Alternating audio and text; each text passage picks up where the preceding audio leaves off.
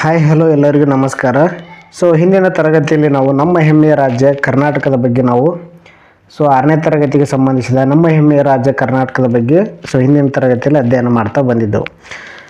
ಇವತ್ತಿನ ದಿನ ಅದರ ಮುಂದುವರೆದ ಭಾಗವನ್ನು ನೋಡ್ತಾ ಹೋಗೋಣ. ಅದರಲ್ಲಿ ಪ್ರಮುಖವಾಗಿ ಬೆಂಗಳೂರು ವಿಭಾಗದ ಬಗ್ಗೆ ನಾವಿಲ್ಲಿ ಪ್ರಮುಖವಾಗಿ 10 ಪ್ರಶ್ನೆಗಳ ಕುರಿತು ನಾವೇನು ಮಾಡಿದ್ವಿ ಚರ್ಚೆ ಮಾಡ್ತಾ ಹೋಗಿದ್ವಿ.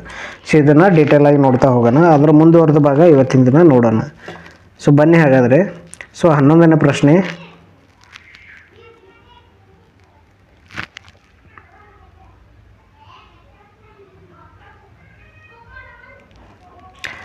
ಯಾರೆಲ್ಲ ಹಿಂದಿನ ವಿಡಿಯೋವನ್ನು ನೋಡಿಲ್ಲ ದಯವಿಟ್ಟು ನೋಡ್ಕೊಂಬನ್ನಿ. ಅದೇ ರೀತಿ ಯಾರಾದರೂ ನಮ್ಮ ಚಾನಲನ್ನು ಹೊಸದಾಗಿ ನೋಡ್ತಾ ಇದ್ದರೆ ಸಬ್ಸ್ಕ್ರೈಬ್ ಮಾಡಿ, ಶೇರ್ ಮಾಡಿ, ಲೈಕ್ ಮಾಡಿ ಅಂತ ಹೇಳ್ತಾ ನೋಡಿ 11ನೇ ಪ್ರಶ್ನೆ ಈ ರೀತಿ: ಬೆಂಗಳೂರು ವಿಭಾಗದಲ್ಲಿ ಯಾವ ಜಿಲ್ಲೆ ಅತಿ ಹೆಚ್ಚು ಅರಣ್ಯ ಹೊಂದಿದೆ ಅಂತ ಕೇಳಿದ್ದಾರೆ. ಇಲ್ಲೇ ನೋಡಿ ಅರ್ಥ ಮಾಡ್ಕೊರಿ, ಬೆಂಗಳೂರು ವಿಭಾಗದಲ್ಲಿ ಚರ್ಚೆ ಮಾಡ್ತಾ ಇದ್ವಿ. ಕರ್ನಾಟಕದಲ್ಲಿ ಅತಿ ಹೆಚ್ಚು ಅರಣ್ಯ ಕೇಳಿದ್ರೆ ಉತ್ತರ ಕನ್ನಡ ಜಿಲ್ಲೆ ಏನಾಗೈತೆ ಅತಿ ಹೆಚ್ಚು ಅರಣ್ಯ ಹೊಂದೈತಿ.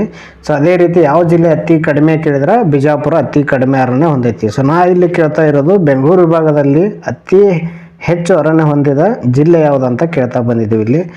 ಹೀಗಾಗಿ ಆಪ್ಷನ್ ದಾವಣಗೆರೆ, ಚಿತ್ರದುರ್ಗ, ಬೆಂಗಳೂರು ನಗರ, ಶಿವಮೊಗ್ಗ. ಇದಕ್ಕೆ ಸರಿಯಾದ ಉತ್ತರ ಏನು ನೋಡ್ರಿ, ಬೆಂಗಳೂರಲ್ಲ. ಬೆಂಗಳೂರು ಅತಿ ಕಡಿಮೆಯನ್ನು ಹೊಂದಿರ್ತದೆ. ಅತಿ ಕಡಿಮೆ ಅರಣ್ಯ ಹೊಂದಿರೋದು ಯಾವುದು ಬೆಂಗಳೂರು, ಅತಿ ಹೆಚ್ಚಾಗಿ ಹೊಂದಿರೋದು ಶಿವಮೊಗ್ಗ ಆಗಿರ್ತದೆ. ಹೀಗಾಗಿ ಇದಕ್ಕೆ ಸರಿಯಾದ ಉತ್ತರ ಆಪ್ಷನ್ ಡಿ ಆಗಿರ್ತದೆ. ಅದೇ ರೀತಿ ಇದ್ರ ಬಗ್ಗೆ ಇನ್ನೊಂದು ಸ್ವಲ್ಪ ನೋಡೋದಾದರೆ ಶಿವಮೊಗ್ಗ ಜಿಲ್ಲೆಯು ದಟ್ಟ ಅರಣ್ಯವನ್ನು ಹೊಂದಿದೆ. ಇಲ್ಲಿ ನೋಡಲಿ ವಿಶೇಷವಾಗಿ ಸಹ್ಯಾದ್ರಿ ಶ್ರೇಣಿ ಏನಾಗಿದೆ ಶಿವಮೊಗ್ಗ ಜಿಲ್ಲೆಯ ಗಡಿ ಭಾಗದಲ್ಲಿ ಹಾದು ಹೋಗಿದೆ. ಅದೇ ರೀತಿ ಬೆಂಗಳೂರು ನಗರ ವಿಸ್ತೀರ್ಣದಲ್ಲಿ ಅಂದರೆ ಅರಣ್ಯದಲ್ಲಿ ಏನಾಗಿದೆ ಅತಿ ಕಡಿಮೆಯನ್ನು ಹೊಂದಿದೆ. ಅದೇ ರೀತಿ 12ನೇ ಪ್ರಶ್ನೆ: ಹಾಲುರಾಮೇಶ್ವರ ಗುಡ್ಡ ಯಾವ ಜಿಲ್ಲೆಯಲ್ಲಿದೆ? ಆಪ್ಷನ್ ಎ ದಾವಣಗೆರೆ, ಚಿತ್ರದುರ್ಗ, ಬೆಂಗಳೂರು ನಗರ, ಶಿವಮೊಗ್ಗ. ಇದಕ್ಕೆ ಸರಿಯಾದ ಉತ್ತರ ನೋಡ್ರಿ ಚಿತ್ರದುರ್ಗ ಅಂತಕ್ಕಂಥದ್ದು ಇದಕ್ಕೆ ಸರಿಯಾದ ಉತ್ತರ ಆಗಿರ್ತದೆ. ಬೆಂಗಳೂರು ವಿಭಾಗದಲ್ಲಿ ಅತಿ ಎತ್ತರವಾದ ಬೆಟ್ಟ ಕೂಡ ಇದೇ ಆಗಿರ್ತದೆ.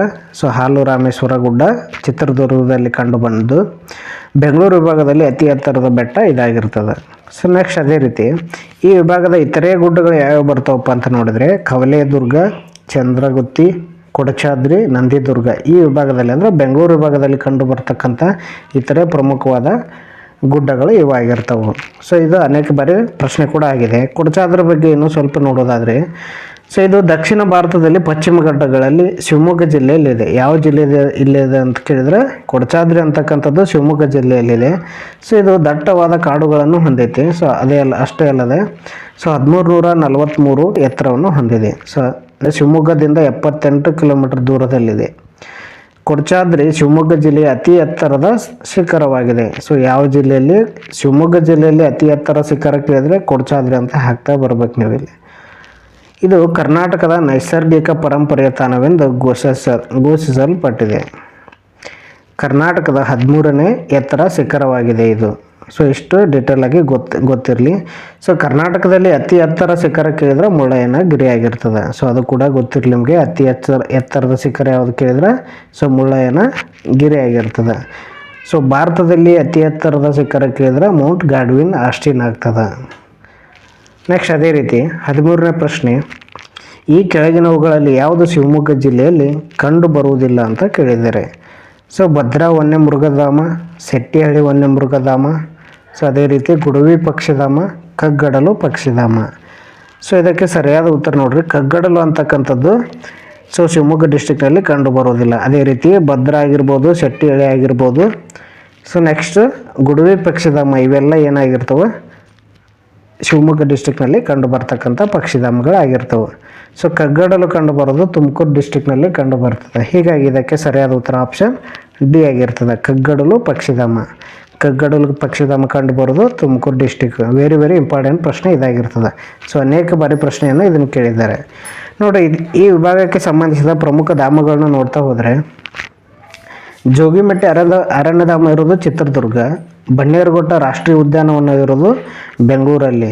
ನಿಮಗೆ ಗೊತ್ತಿರಲಿ ಒಟ್ಟು ನಮ್ಮ ಭಾರತದ ಕರ್ನಾಟಕದಲ್ಲಿ 5 ರಾಷ್ಟ್ರೀಯ ಉದ್ಯಾನವನಗಳಿವೆ. ಅದ್ರ ಬಗ್ಗೆ ಕೂಡ ನೀವು ಡೀಟೇಲ್ ಆಗಿ ನೋಡ್ತಾ ಬನ್ನಿ. ಶರಾವತಿ ವನ್ಯಮೃಗಧಾಮ ಶಿವಮೊಗ್ಗ ಡಿಸ್ಟಿಕ್, ಮಂಡಗದ್ದೆ ಶಿವಮೊಗ್ಗ, ರಾಮದೇವರ ಬೆಟ್ಟ ರಣಹದ್ದು ರಾಮನಗರ ಜಿಲ್ಲೆಯಲ್ಲಿ. ನಮ್ಮ ಕರ್ನಾಟಕದಲ್ಲಿ ಕಂಡುಬರೋದು ರಣಹದ್ದು ಕಂಡುಬರೋದು ರಾಮನಗರದಲ್ಲಿ ಮಾತ್ರ. ಜಯಮಂಗಲಿ ಕೃಷ್ಣ ಮೃಗ ವನ್ಯಧಾಮ ಇಲ್ಲಿ ಅಂದ್ರೆ ತುಮಕೂರು ಡಿಸ್ಟಿಕ್ನಲ್ಲಿ ಕಂಡು ಬರ್ತದೆ. ನೆಕ್ಸ್ಟ್ ಅದೇ ರೀತಿ 14ನೇ ಪ್ರಶ್ನೆ ಶಿವನ ಸಮುದ್ರ ಜಲಶಕ್ತಿ ಯೋಜನೆ ಯಾರ ದಿವಾನರ ಆಡಳಿತದಲ್ಲಿ ಪ್ರಾರಂಭವಾಯಿತು ಅಂತ ಕೇಳಿದ್ದಾರೆ. ಸೊ ನೋಡಿರಿ, ಕೆ ಶೇಷಾದ್ರಿ ಅಯ್ಯರ್ ಅವರು, ಅದೇ ರೀತಿ ಸರ್ ಎಂ ವಿಶ್ವೇಶ್ವರಯ್ಯ, ರಂಗಾಚಾರ್ಲು, ಮೇಲಿನ ಯಾರೂ ಅಲ್ಲ ಅಂತ ಕೇಳಿದ್ದಾರೆ. ಸೊ ಇದಕ್ಕೆ ಸರಿಯಾದ ಉತ್ತರ ಏನು ನೋಡ್ರಿ, ಕೆ ಶೇಷಾದ್ರಿ ಅವರ ಆಡಳಿತದಲ್ಲಿ ಏನಾಗಿದೆ, ಶಿವನ ಸಮುದ್ರ ಜಲಶಕ್ತಿ ಯೋಜನೆ ಪ್ರಾರಂಭ ಆಗಿರ್ತದೆ. ಸೊ ಇದಕ್ಕೆ ಸರಿಯಾದ ಉತ್ತರ ಆಪ್ಷನ್ ಎ ಆಗಿರ್ತದೆ. ನೆಕ್ಸ್ಟ್ ಅದೇ ರೀತಿ ಕೈಗಾರಿಕಾ ವಲಯದ ನಿರ್ಮಾತೃ ಎಂದು ಯಾರನ್ನ ಕೇಳಿದ್ದಾರೆ. ಇದು ಟಿ ಇ ಟಿಯಲ್ಲಿ ಕೂಡ ಅನೇಕ ಬಾರಿ ಏನಾಗಿದೆ ಪ್ರಶ್ನೆ ಕೇಳಿದ್ದಾರೆ ಇದನ್ನು. ಸೊ ಹಳೆ ಪ್ರಶ್ನೆ ಆಗಿರ್ತದೆ ಇದು. ಕೈಗಾರಿಕಾ ವಲಯದ ನಿರ್ಮಾತೃ ಎಂದು ಯಾರನ್ನು ಕರೆಯುತ್ತಾರೆ ಅಂದರೆ ನೋಡ್ರಿ, ಮೊದಲ option K Seshadri Iyer, sir M Visvesvaraya, Rangacharlu, Jawaharlal Nehru. So ನಿಮಗೆಲ್ಲರಿಗೂ ಗೊತ್ತಿರೋ ಹಾಗೆ ಸರ್ ಎಂ ವಿಶ್ವೇಶ್ವರಯ್ಯ ಅವರು ಇದಕ್ಕೆ ಸರಿಯಾದ ಉತ್ತರ ಆಗಿರ್ತದೆ. ನೆಕ್ಸ್ಟ್ ಅದೇ ರೀತಿ 16ನೇ ಪ್ರಶ್ನೆ, ಕಬ್ಬಿನ ಮತ್ತು ಉಕ್ಕಿನ ಕಾರ್ಖಾನೆ ಯಾವ ಜಿಲ್ಲೆಯಲ್ಲಿ ಕಂಡು ಬರ್ತದೆ. ಇದು ಕೂಡ ಹಳೆ ಪ್ರಶ್ನೆ ಆಗಿರ್ತದೆ, ಭಾಳ ಸಲ ರಿಪೀಟ್ ಆಗಿರ್ತಕ್ಕಂಥ ಪ್ರಶ್ನೆ. ಸೊ ಇದು ಗೊತ್ತಿರಲಿ ನಿಮಗೆ, 6ನೇ ತರಗತಿಯ ಸೋಷಿಯಲ್ ಸೈನ್ಸ್ ಸಂಬಂಧಿಸಿದ ಪುಸ್ತಕದಲ್ಲಿ ಇವೆಲ್ಲ ಪ್ರಶ್ನೆಗಳು ಕಂಡು ಬರ್ತವೆ. ಸೊ ಇದ್ರ ಬಗ್ಗೆ ನೀವು ಡೀಟೇಲಾಗಿ ಓದ್ತಾ ಬನ್ನಿ. ಯಾರೆಲ್ಲ ಟಿ ಇ ಟಿ ಅಥವಾ ಗೌರ್ಮೆಂಟ್ ಜಾಬ್ ತೊಗೋಬೇಕಂತ ಆಸೆ ಇದೆ ಅವರೆಲ್ಲ ಏನು ಮಾಡಬೇಕು, ಮೊದಲನೇದಾಗಿ 6ರಿಂದ 10ನೇ ತರಗತಿ ಬೇಸಿಕ್ ಬುಕ್ಕನ್ನು ಸರಿಯಾಗಿ ಯಾರು ಅಧ್ಯಯನ ಮಾಡ್ತಾರೆ ಅವ್ರಿಗೆ ತುಂಬಾ ಈಸಿ ಆಗ್ತಾ ಬರ್ತವೆ. ಜಾಸ್ತಿ ಫೋಕಸ್ ಮಾಡಿ ಓದಬೇಕಾಗಿರೋದು ಈ ಹೈಸ್ಕೂಲು 6ರಿಂದ 10ನೇ ತರಗತಿ ಪುಸ್ತಕಗಳು ಆಗಿರ್ತವೆ. ಸೊ ನೋಡಿ, ಅದೇ ರೀತಿ ಕಬ್ಬಿನ ಮತ್ತು ಉಕ್ಕು ಕಾರ್ಖಾನೆ ಭಾಳ ಸಲ ಪ್ರಶ್ನೆ ಕೇಳಿದ್ದಾರೆ ಇಲ್ಲಿ. ಸೊ ಆಪ್ಷನ್ ಈ ರೀತಿ ದಾವಣಗೆರೆ, ಚಿತ್ರದುರ್ಗ, ಬೆಂಗಳೂರು ನಗರ, ಶಿವಮೊಗ್ಗ. ಸೊ ಇದಕ್ಕೆ ಸರಿಯಾದ ಉತ್ತರ ನೋಡ್ರಿ, ಶಿವಮೊಗ್ಗ ಅಂತಕ್ಕಂಥದ್ದು ಸರಿಯಾದ ಉತ್ತರ. ಶಿವಮೊಗ್ಗದಲ್ಲೇ ಪರ್ಟಿಕ್ಯುಲರ್ ಹೇಳ್ಬೇಕಂದ್ರೆ ಭದ್ರಾವತಿಯಲ್ಲಿ ಏನು ಮಾಡ್ತಾರೆ, ಇದನ್ನು ಸ್ಥಾಪನೆ ಮಾಡ್ತಾ ಬರ್ತಾರೆ. ಸೊ ಭಾಳ ಸಲ ಪ್ರಶ್ನೆಯನ್ನು ಕೇಳಿದ್ದಾರೆ ಇದನ್ನು. ಸೊ ಇದ್ರ ಬಗ್ಗೆ ಇನ್ನೂ ಸ್ವಲ್ಪ ಡೀಟೇಲಾಗಿ ನೋಡೋದಾದರೆ, ಸೊ ಶಿವಮೊಗ್ಗ ಜಿಲ್ಲೆಯ ಭದ್ರಾವತಿಯಲ್ಲಿ ಏನು ಮಾಡ್ತಾರೆ, ಈ ಕಾರ್ಖಾನೆ 1923ರಲ್ಲಿ ಪ್ರಾರಂಭ ಮಾಡ್ತಾರೆ. ಸೊ ನೆಕ್ಸ್ಟ್ ಅದೇ ರೀತಿ ಇದನ್ನು ಇವಾಗ ಏನಂತ ಕರೀತಾರೆ ಅಂದರೆ ವಿಶ್ವೇಶ್ವರಯ್ಯ ಕಬ್ಬಿನ ಮತ್ತು ಉಕ್ಕಿನ ಕಾರ್ಖಾನೆ ಎಂದು ಕೂಡ ಇತ್ತೀಚೆಗೆ ಕರಿತಾ ಬಂದಿದ್ದಾರೆ. ಸೊ ಮತ್ತೆ ಬೇರೆ ಕಾರ್ಖಾನೆ ನೋಡೋದಾದರೆ 1936ರಲ್ಲಿ ಕಾಗದ ಕಾರ್ಖಾನೆ ಏನಾಗಿದೆ ಇಲ್ಲಿ ನಿರ್ಮಾಣವಾಗಿದೆ. ಇದೇ ಭದ್ರಾವತಿಯಲ್ಲಿ ಕೂಡ ನಿರ್ಮಾಣ ಆಗಿದೆ.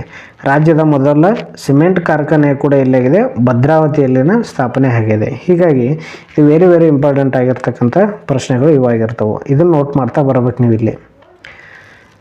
ನೆಕ್ಸ್ಟ್ ಅದೇ ರೀತಿ ತುಮಕೂರು ಜಿಲ್ಲೆಯ ಅಮ್ಮಸಂದ್ರ ಅಂತಕ್ಕಂಥದ್ದು ಯಾವ ಕಾರ್ಖಾನೆ, ಇಲ್ಲಿ ಯಾವ ಕಾರ್ಖಾನೆ ಕಂಡು ಬರ್ತದೆ ಅಂತ ಕೇಳಿದ್ದಾರೆ. ಕಬ್ಬಿನ ಕಾರ್ಖಾನೆ, ಸಿಮೆಂಟ್ ಕಾರ್ಖಾನೆ, ಅದೇ ರೀತಿ ಉಕ್ಕು ಕಾರ್ಖಾನೆ, ಕಲ್ಲಿದ್ದಲು ಕಾರ್ಖಾನೆ.